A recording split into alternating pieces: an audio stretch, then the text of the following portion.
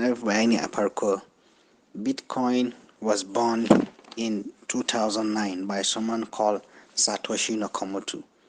So zuwan Bitcoin kuma ta sanadiyan Bitcoin ne muka san blockchain technology kuma muka san cryptocurrency. So kafin zuwan Bitcoin, kamar yadda nace babu wani abu da ake kira cryptocurrency.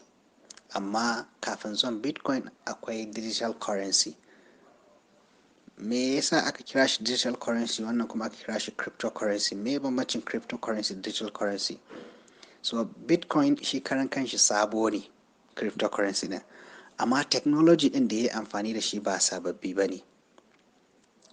Wasu technology ne wanda dama can akwai su, amma ba a taɓa samun wanda ya ɗauko wa'innan technology ɗin ya haɗa su suka ba da wani abu mai ma'ana ba sai akan shi wannan wanda ya ƙirƙiro Bitcoin, wato Satoshi Nakamoto. So wannan wani irin technology ne? Na farko akwai abu technology da ake kira cryptography. Cryptography wani field ne a computer science, daɗaɗɗen field a computer science, wanda ake amfani da shi wajen ba information security, wajen securing ɗin information. So hanya ce da ake securing ɗin data ko information a computer science, a field ɗin computer science. So technology na biyu da Bitcoin ya amfani da shi shine distributed ledger technology. So wayannan technology ɗin guda biyu ba a taɓa samun wanda ya ɗauko su ya haɗa su suka ba da wani abu mai ma'ana ba sai shi wannan Satoshi Nakamoto. Kamar yadda na ce dama can akwai su. Shi dai Bitcoin sabo ne, sai a 2000 na aka ƙirƙire shi. Amma technologies ɗin da Bitcoin ya amfani da su ba sababbi ba ne. Ma'ana cryptography da kuma distributed ledger technology. So menene cryptography? Cryptography shi ita dai kalmar crypto kaman ɓoye wani abu, hidden ɗin wani abu, ka juya yadda shi ya zama na yadda mutane ba za su gane ba. Misali kamar a cryptography akwai hanyar da ake ɓoye bayani in kana so ka tura ma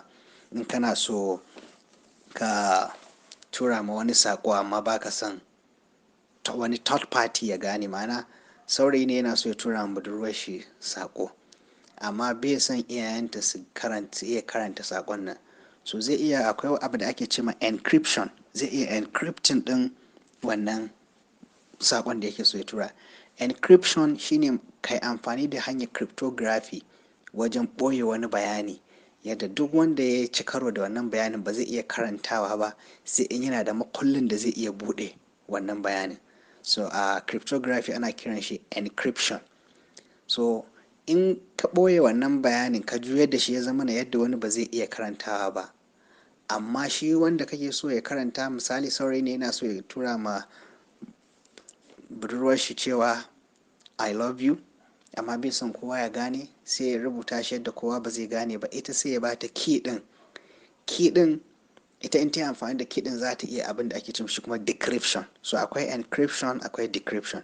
Encryption za ka sirranta bayanin, shi kuma decryption za a dawo da bayanin yadda yake, za a dawo da bayanin ya dawo plain text kenan. So akwai encryption akwai decryption akwai plain text. So misali kamar yadda na ce saurayi ne zai tura ma budurwar shi I love you. So akwai abin da ake ce ma, akwai yanayin yadda ake ɓoye bayani, ana kiran shi Caesar cipher. Za a encrypt ɗin labari. Misali duk kalmar da ka zo za ka faɗe ta sai ka ƙara ta da kalmar da take gabanta. Misali L, instead of in rubuta L sai in rubuta M, instead of in rubuta O, ma'ana zan yi spelling ɗin LOVE kenan. So amma ni wajen rubutawa L sai in ƙara, ma'ana sai in ce L plus 1 zai zama M kenan, LM kenan, sai O fa sai P, V me na gaban B sai in sa ta, me na gaban E shi ma sai in sa, misali EF ko sai in sa shi. So wayannan kalmomin instead of in rubuta LOVE na rubuta MPWF. So kaga duk wanda aka tura ma aka rubuta ma MPWE ba ma za su a baki ma ba za su furtu ba za ka iya furtawa ba mpwf ba su ba da ma minin ba a baki balle kuma har a karantuwa masu karantu. So amma shi wanda zaka tura mawa zaka ce mai to wannan fa key din is 1, ma'ana ya san cewa ka ƙara letter 1 letter ne a gaban wannan.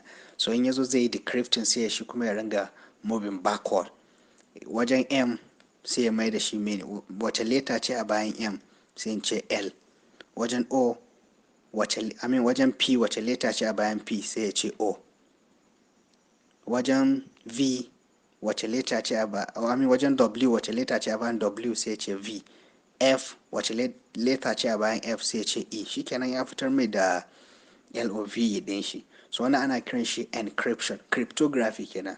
So wannan the most simplest cryptography kenan.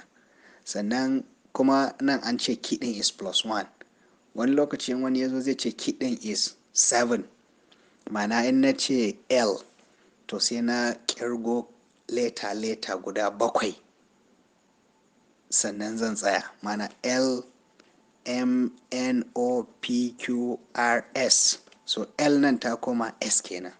So haka o shi ma za ka kira shi p q r s t u v sannan ya tsaya. So haka wani ya zo ma zai iya cewa key din shi is +17. As far as wanda kake so ka tura ma sakon ya san key din, shikenan zai iya decrypting din shi backward. So kamar yadda ce wanda ana kiran shi Caesar cipher. Caesar cipher kuma is the most simplest cryptography. So akwai hanyoyi daban-daban. Akwai Virginia cipher wanda kai ne zaka zaɓi wata kalma a zuciyarka. In ka zaɓi kalma a zuciyarka ita ce za ta zama key din da za ka yi encrypting din wa'annan rubutun. So wanda kuma ba wanda zai isa ya san wace kalma ce ka zaɓa balle har ya iya decrypting. Na wannan Caesar cipher wanda ake using din leta na gabanta ta zama shine abin nan kowa wanda suka san abin za su iya decrypting din shi, amma akwai method da yawa wanda ba za a iya decrypting ba.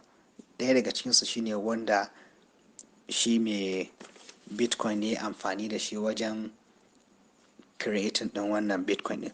So a takaice dai abin da nake so in faɗa a nan shine abubuwa guda biyu mai bitcoin ya amfani da su. Na farko akwai cryptography, na biyu akwai distributed ledger technology.